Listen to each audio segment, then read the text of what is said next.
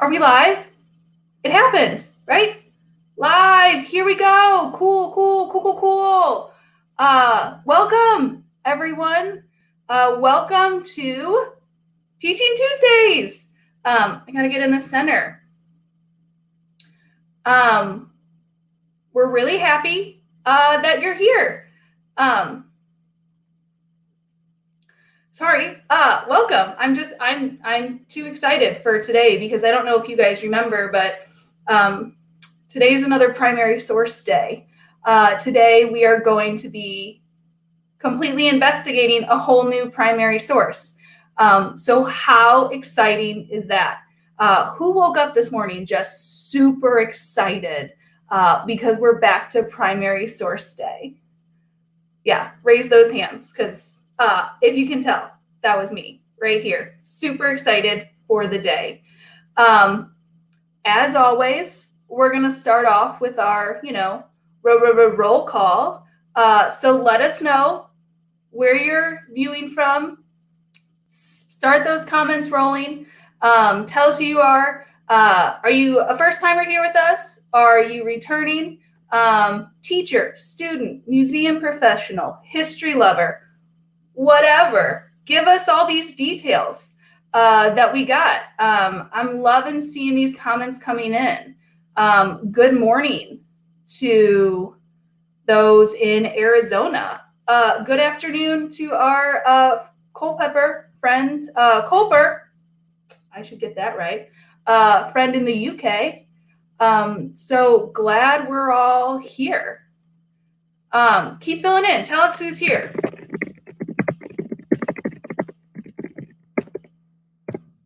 Okay. Michigan, welcome. So excited that you guys are here. We are absolutely going to have a great day because it is, again, a primary source day. And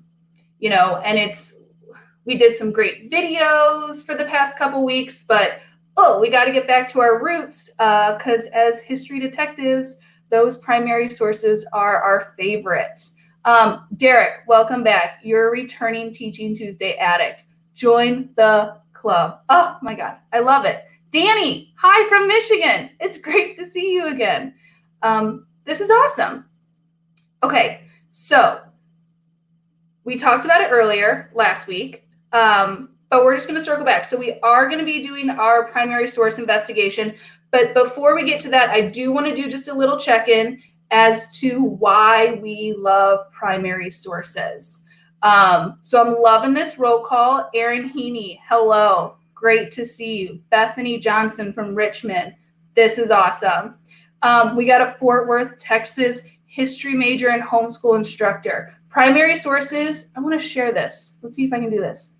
Are incomparable. Oh my God. Boop, boop, boop. Yes, they are exactly that. Incomparable, important, and what we need. Great. Okay, so why are they incomparable? Why do we love primary sources? Can I get some comments in the comments? Can I get some comments in the comments? That made sense, right? Okay, let's get some comments in the comments are why they're important. Adam Carmen, primary sources are what we start with. Awesome. Ooh, I love Erin Heaney's big word of the day, authenticity. Yes, they are the original sources from the original time period that we're studying. Professor Peterson, their evidence, right? Their evidence that, and I like that, because they're evidence that we get to investigate, that we get to look at, study, and then find out more about it. So that's, keep these coming. Culper, I'm going to show you too. They are effective for all ages. They're easy to access. That's right. And that's why they're so great for students, is that they help us build those personal connections to the history. They help us really kind of make those bonds with our friends from the past. Scarlett, I like this. First-hand information through the lens of people who actually experience the events we're studying. That's great. Like, as we can see, we're really building those bonds with the people of the past from the items they leave us, right? And for us today, they're also awesome because we're building those critical thinking skills, right? We are building those historical inquiry, analysis skills, questioning things, taking that evidence that Professor Peterson mentioned and examining it a little bit and coming to our own conclusions, kind of that higher order of thinking. So that's exactly what we're going to do today. And I can't wait. And wait, before we get to that, we should talk about too, because we are going to be looking at a primary source, but it may not be a primary source that people always think about because there are such different kinds of primary sources, correct? Sorry, I'm just really reading these great comments that people are talking about primary sources because we're all history nerds. We all love this. We just get too excited that our energy level just can't be stopped. But let's talk about the different types of primary sources because a lot of us and a lot of people go to things like documents and letters. And while we love those, we're not going to be looking at a document or a letter today. I mean, I guess it's a document. But, you know, primary sources, they come in all forms because they're that raw history. So they get to be the images, they get to be the objects, the archaeological artifacts, the documents, the pieces of music, countless and countless and countless other things, pieces of clothing. And so that's what's so great about it is that we can learn from literally anything about the past. And so we are going to start our investigation. And I know I'm talking a long time, but we're trying to get up on Facebook, our live stream, which is going to be happening soon. So Dawn, don't worry, you're not late. We're about to get started. The primary source, I feel like I should have a counter right here on the side. How many times I'm going to say the word primary source today in this program? Because I must already be at 24, 25, maybe. But now for the primary source. What we are going to be investigating. I'm going to pull it up right now because we are so good at sharing our screen. Is this image here. Okay, we've built it up. We're excited to look at it. And the greatest thing about this, well, there are a lot of great things about this primary source. But one of the fascinating things is it's not owned by Mount Vernon.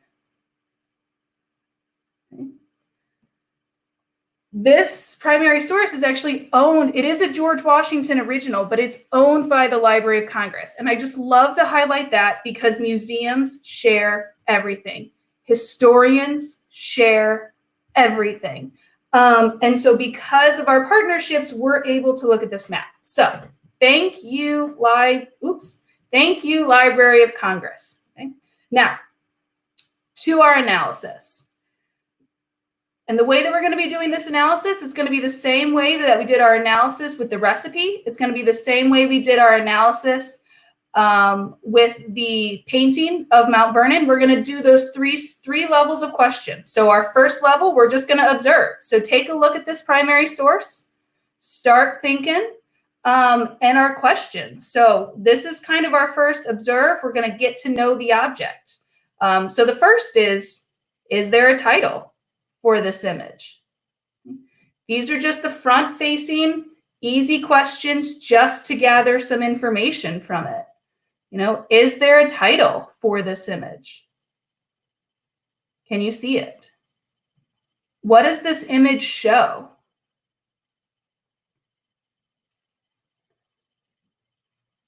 What do you notice first in this image?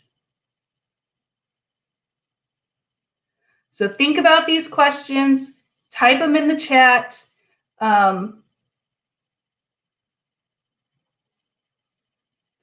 Is there a title for this image?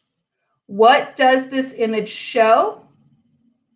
What do you notice first in this image? Our next questions, is nature included in this image? This is hard because this is a tight image. It's hard to see for some, but is nature included in this image? Are buildings included in this image? If there are buildings, how many?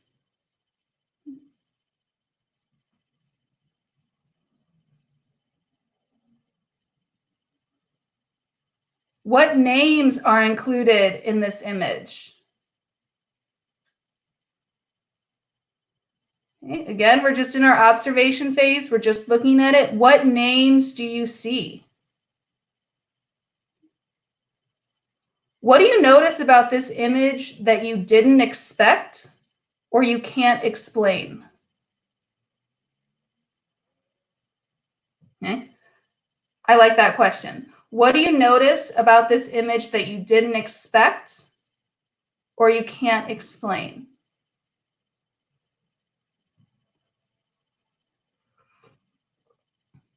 All right, so we're going to keep the image up. I'm going to pop back into the screen. See if we can do this on the side. Ah, there I am. Wait, there we go. That's better. We need the image larger. You don't need to see me so up close, I promise. Although my teaching sweater is a highlight, okay? So let's go through, because you guys had a lot of great answers to talk about from our observation that we were looking at. Okay? And I know, I'm sorry that it's hard to see some of these, but let's talk through. If we talk through some of these observations, it can help the people who are having trouble seeing it. So is there a title for this map? Some of you found that title up in the front. I'm trying to see if we can pull up a comment where you notice, because there is a title from it. A lot of you saw that it's a map of George Washington's farms at Mount Vernon. Okay, so you found the title that it was a map. Right here we have a map of Mount Vernon. That's great. Lori, a map of General Washington's farms. So you found that. So what does this image show? The 5 farms. Great. Ooh, Adam even saw, looks like a map of General Washington's farm at Mount Vernon. You even found the exact title. That's awesome. So you've noticed, you've made the determination that it looks like it's a map. Okay. What did you notice about the image? A lot of you picked out the graphic elements of the big river. First thing I noticed is what looks like a lot of trees, woods perhaps. Scarlett saw that. That's exactly right. All this area through. So now you're seeing that it's farms. They're surrounded by woods. You noticed what looks like all the green stuff. That's what Erin saw first. Nancy first saw the title, so we're still figuring it out. Excellent. Adam has another great comment. It's all laid out geometrically, straight lines, orderly shapes. Whoa. So you're getting into Washington's map making skills in that. Oops, oh my God. I'm getting ahead of myself. Some people talked about, so what names did you guys see? You picked out a lot of names. Some people noticed the actual names of the farms written. So you have Union Farm, Dogue Run, Mansion House Farm, River Farm, Union Farm. Did I say all of them? That's what people are pulling out. Muddy Hole. Nancy said she didn't expect some of the weird farm names. I like that. Some of our observations on these primary sources are super interesting. Yeah, I really do like that a lot. What did you notice that you didn't explain? So the crazy names, looking ahead, I like that. Okay, so that's our first level of observation. So, right, so we totally observed that 1, this is a map. 2, it has unique names for all the farms, and it's a big map, but it's divided into different farms with Union and River and Doe Run, Mansion House Farm. A lot of people notice the graphic elements of nature, the trees, the rivers, the Potomac River that cuts it, the Hunting Creek that goes through. Derek just added that he was intrigued by the details of the waterways, the creeks that sneak through to the various farms. Did anyone find any buildings? That was one thing that we asked about. Are there any buildings in this map to point out? Okay. We'll kind of think about that as we look ahead, because now we want to dive into our second level of questions. So I'm going to go ahead and take myself off the screen again, because the second level of questions we want to look at, this is our close reading. This is our reflection in this. So this is where we take those questions, dive just a little deeper, and really build in with that map. So what do you think is the subject of this map? Why do you think this map was created?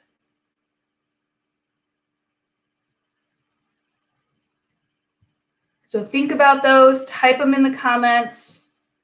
What do you think is the subject of this map?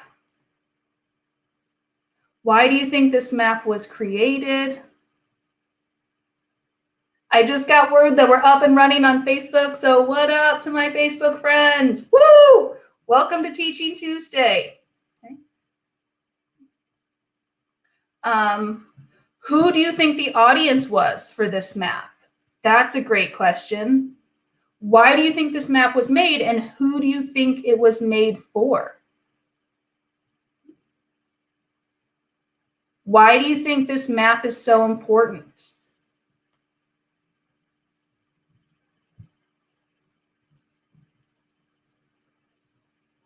So think about those. So this is our second level of questionings. We're thinking about what is the subject of this map? Why was it created? Who was it created for? And why would it be so important to make this map?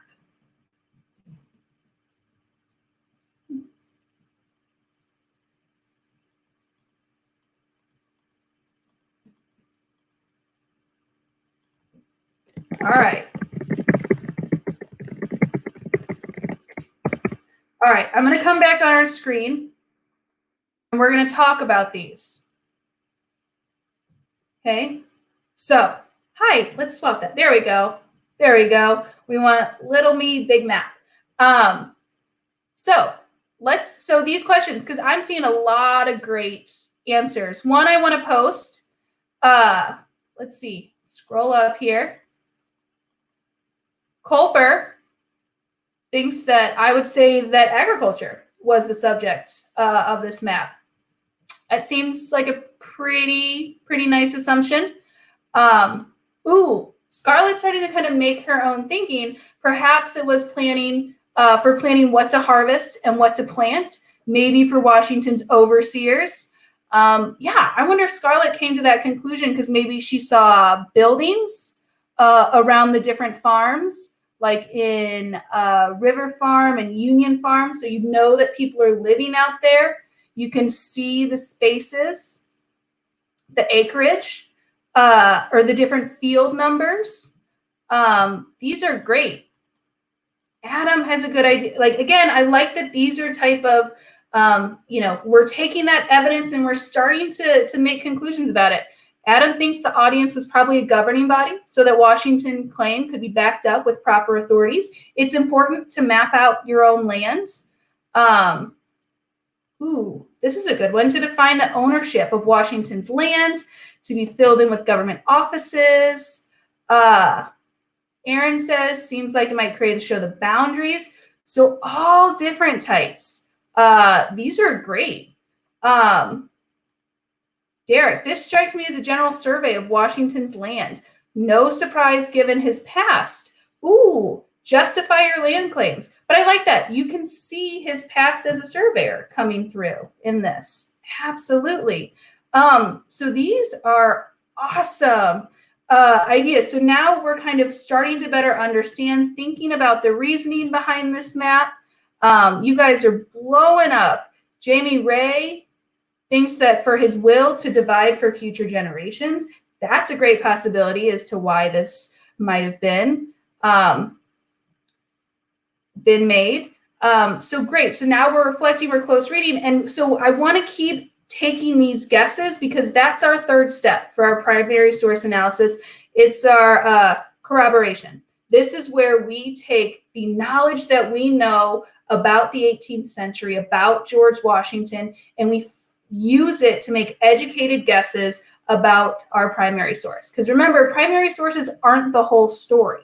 They're individual little pieces in the puzzle that we take, and now we're going to put it into the larger context. So these are all great kind of arty ways that you're thinking. And so now we'll put the map back up. Okay. And our last round of questions, this is our wonder section. So we've observed, we reflected, and now it's time for us to wonder and put in those educated guesses. So in looking at this map, what can we learn about George Washington from this map?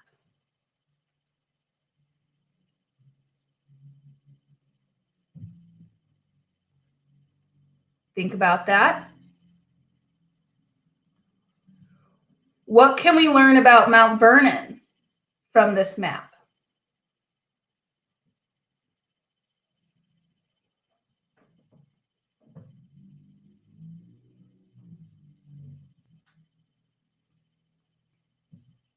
These are probably going to be long answers. We might do long dramatic pauses as we look through it. So what can we learn about George Washington from this map? What can we learn about Mount Vernon from this map? What can we learn about the enslaved population at Mount Vernon from this map?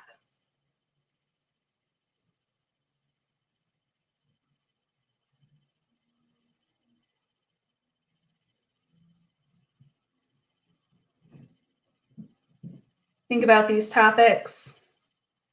And finally, because we're awesome historians and our job is never done as history detectives, we always got to ask, what questions do we still have about this map? What information are we going to want to dive deeper and further our knowledge about?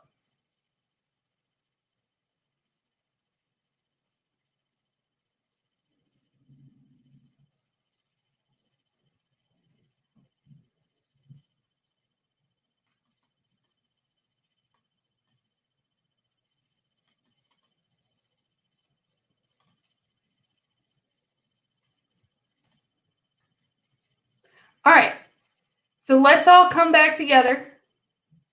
Put me back on the side. Oh, we did it. Little me, big map. Awesome. Let's talk about these last questions. Let's talk about these great observations that we were able to make. Because you all put in a lot of great information, a lot of deeper knowledge that we can pull from this map about this time. Abigail Huffman, what we learned about George Washington, or what we learned about a lot of things. We learned about the layout of the land at the time. He was a surveyor. So we can see his skills in that trade come to life, that he was smart, that he was very well versed in how to create maps because he was the one that created this map. Look at how Culper really beefs that up. We can see how well organized he was in his drawing capabilities, but then also in the dividing of the land. That's awesome. This map shows us, as Bethany Johnson says, Mount Vernon is very big.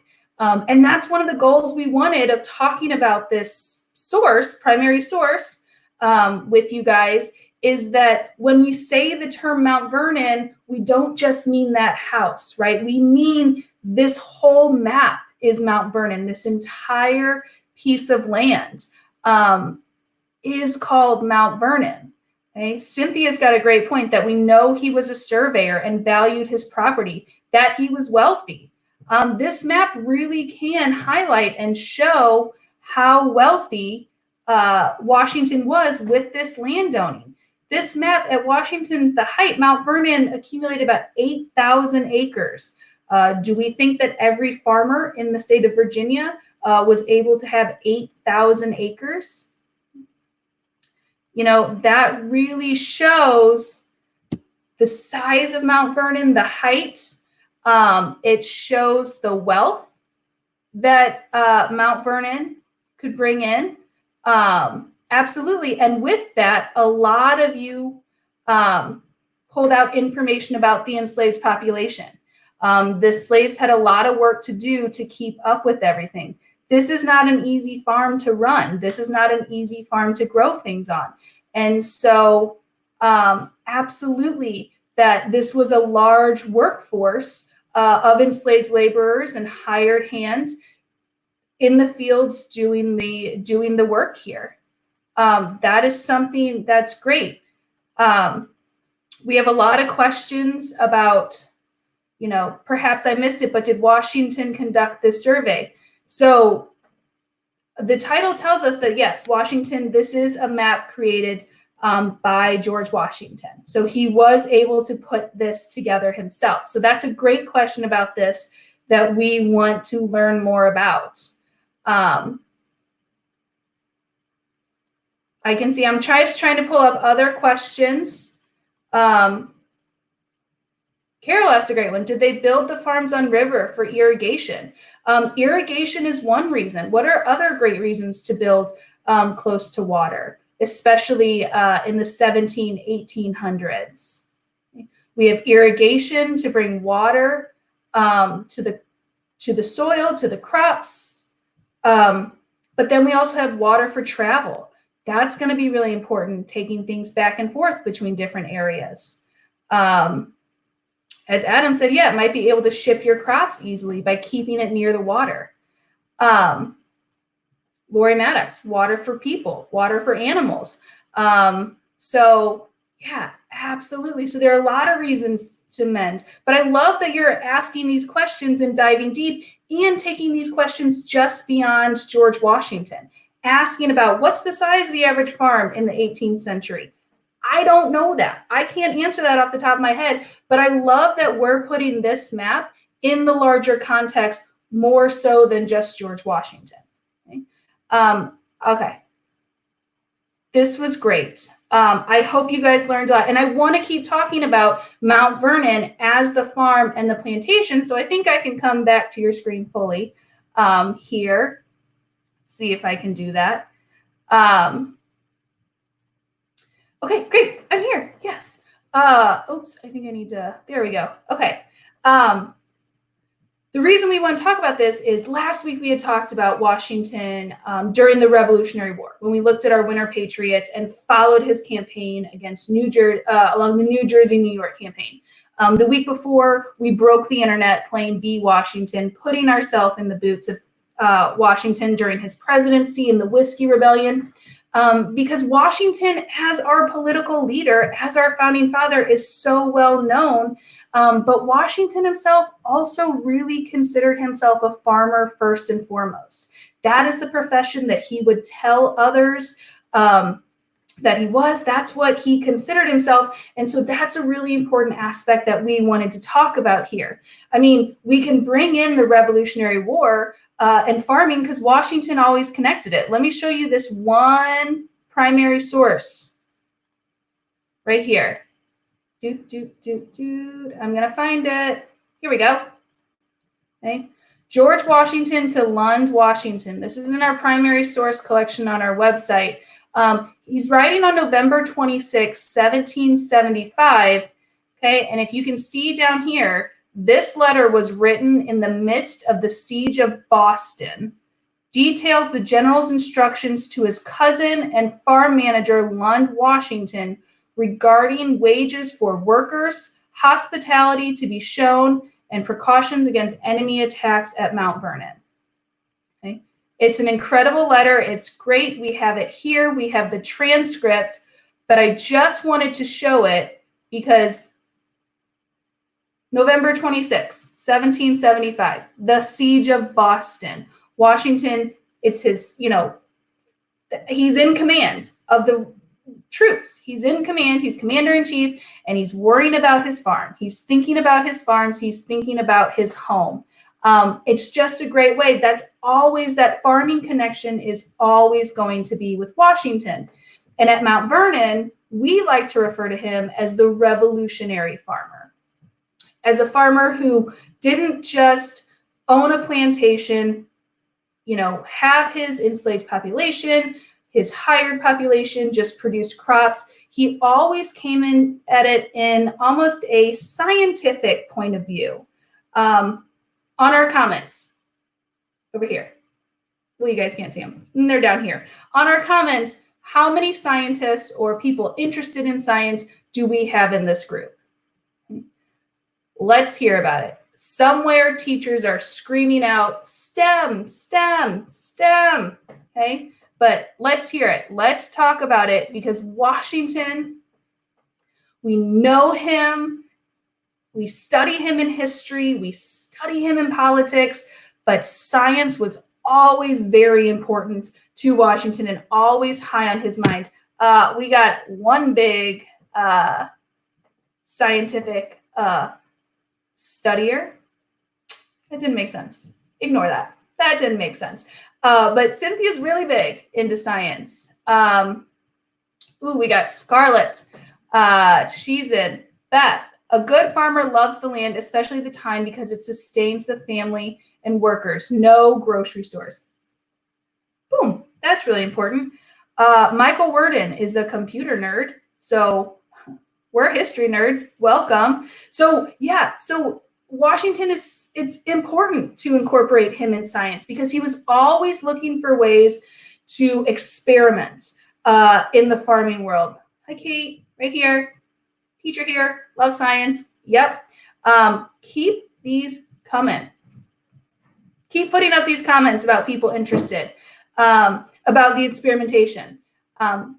Because he was always trying to look for ways to improve it. The same way he approached war, improving military techniques, improving political techniques. He was constantly reading, constantly studying, and constantly creating his own experiments. The way Washington approached farming, I want to put up this really great quote that we have from Washington.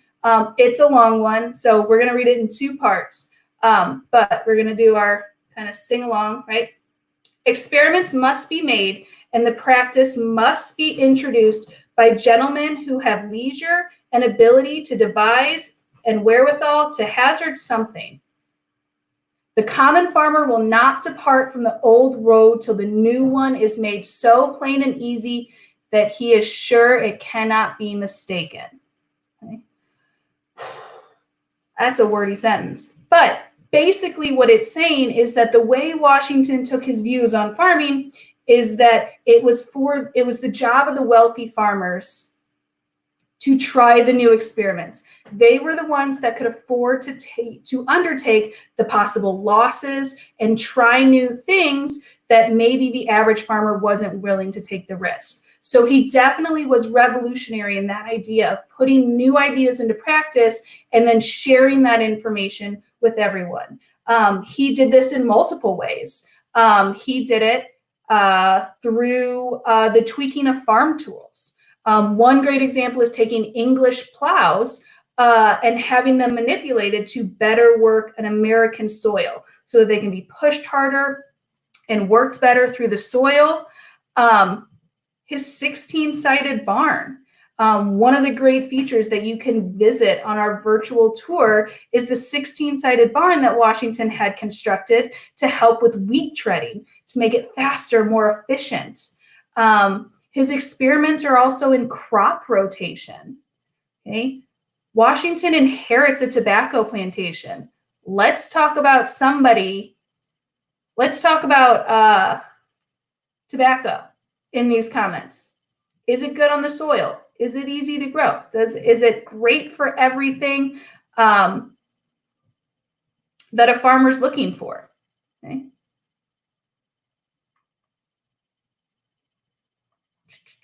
The answer is no. It depletes the soil. It's bad at nutrients. So Washington experimented with a different cash crop to see what could happen, see how it could be better for the soil, stop the financial loss, because Washington switched over, as Adam here points out, switched over to wheat. Okay, so he's got that treading barn, so he's experimenting with the crop rotation, how he can get the best out of his land. He created a 7-year rotation where no two crops were grown in the same year back to back, to bring nutrients to the soil, to better upkeep that output, to better improve the output of his farms. And that's why we see so many crops that we looked at in our 5 farms map. The farms were divided into acres. He's dividing his farms into different fields, knowing about growing. Okay. Another thing that he experimented with was fertilizer. That was a big, big experimentation that Washington took on. What fertilizer is going to be the best? How many teachers here, how many students here, how many people at home have their own gardens, have classroom gardens, have rooftop gardens, have, well, backyard gardens, have their own farms? How many of you guys, let's talk about some of this in the comments. How many study gardens, manure? Let us know if you have a garden. Let us know, because Washington, he was studying what best compost to be used. So he's experimenting between, using fish guts in the insides. He's looking at animal manure. Kate, we got a gardener here. Okay.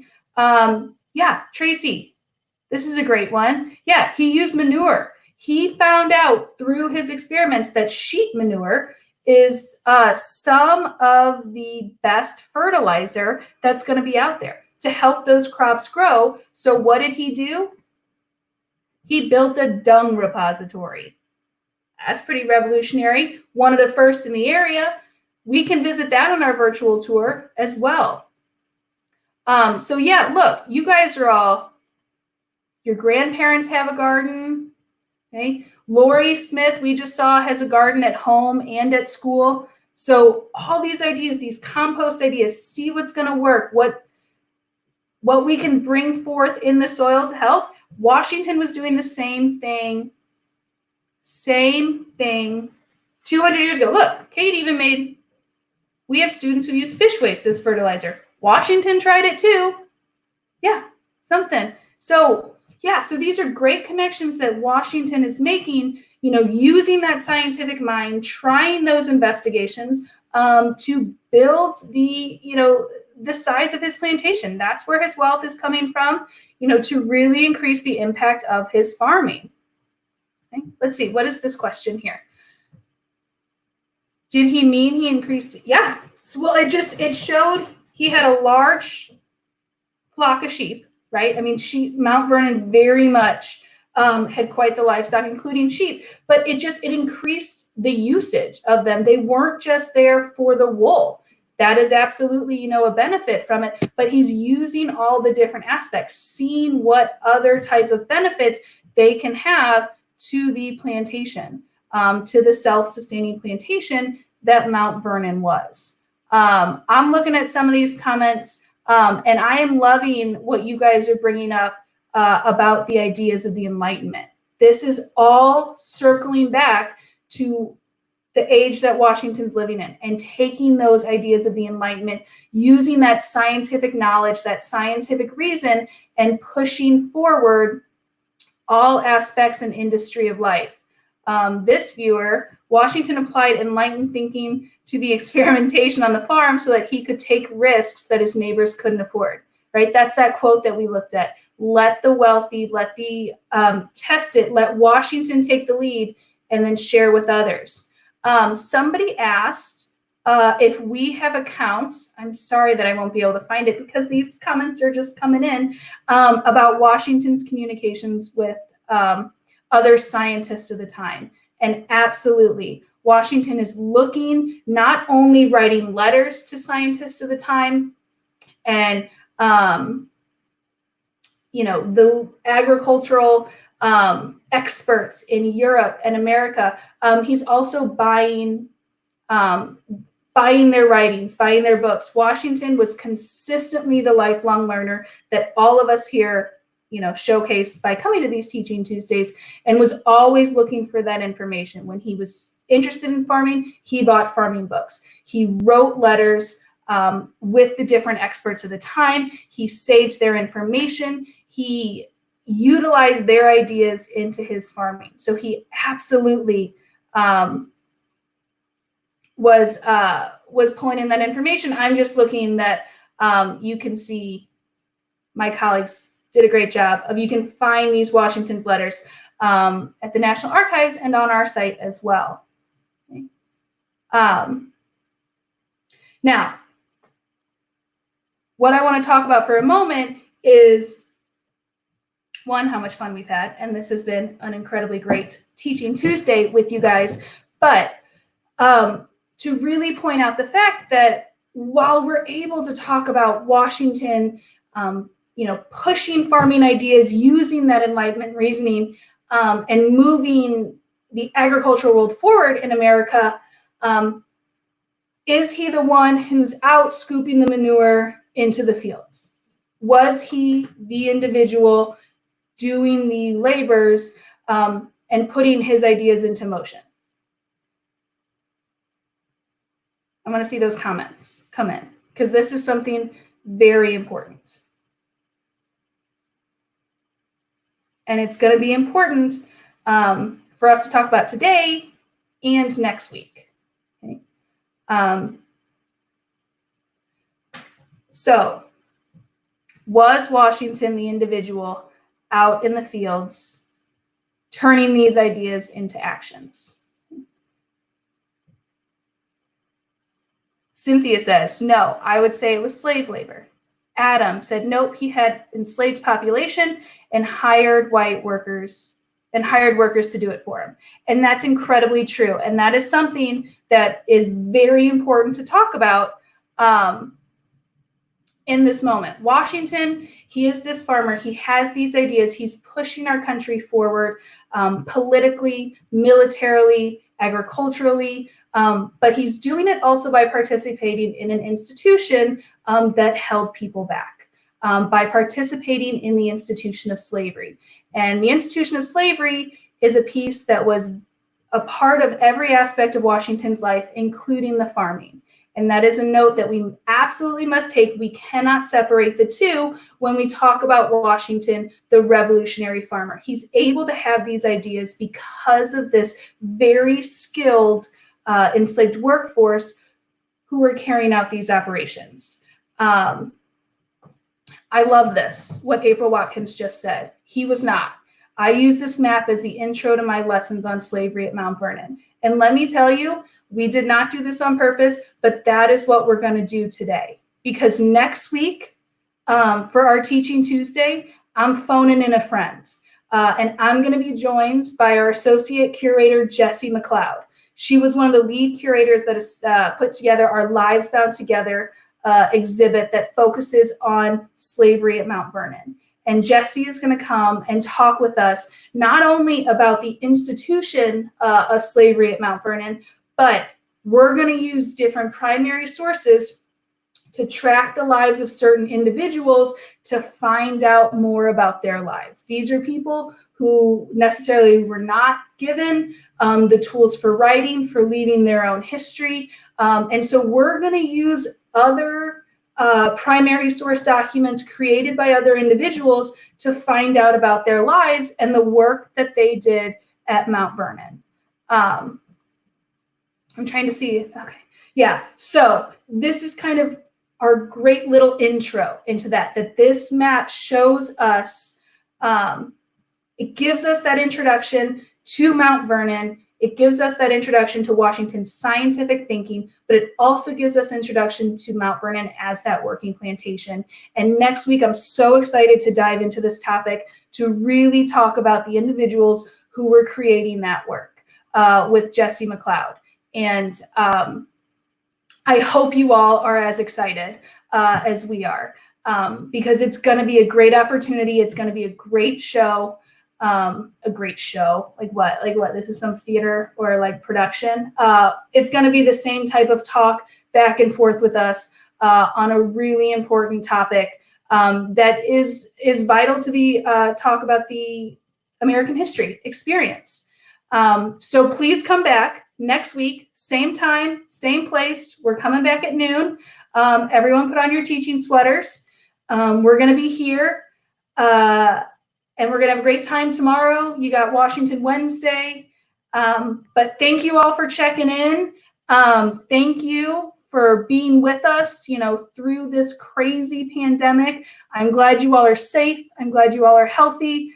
And I can't wait to continue this conversation next week. Okay, so I'm officially saying bye. See you next week.